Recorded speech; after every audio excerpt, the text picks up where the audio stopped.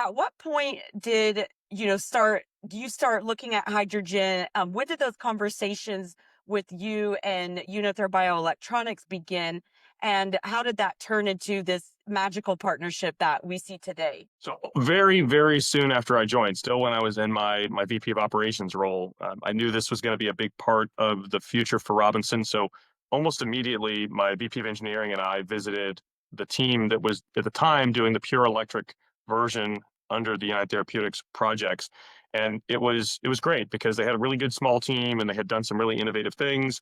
Ultimately, I think Mikhail will tell you that they reached the successful conclusion of that phase of the project and realized that for the mission they really needed the longer range. And so it was kind of, we were along the same journey that Mikhail went through. So really over the last 2.5 years, we've gone through this together.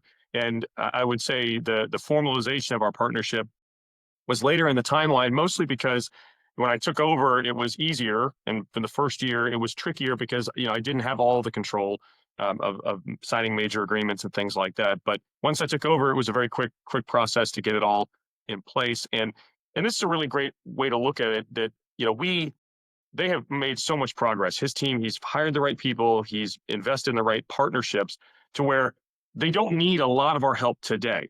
There's areas where we consult and provide support for certification, documentation, or arguments about system safety analysis. These are very specific things in CERT, and then a lot in regulatory relationships where ultimately we're going to collaborate on the certification of this project with the authorities. So we do that kind of support. But the big thing for us is to make sure that when they really get the success and the mission, circled the way they need, we can productionize it and we can turn it into a product that is field supportable, is scalable and distributable. We have the largest distribution of anybody in the entire general aviation industry.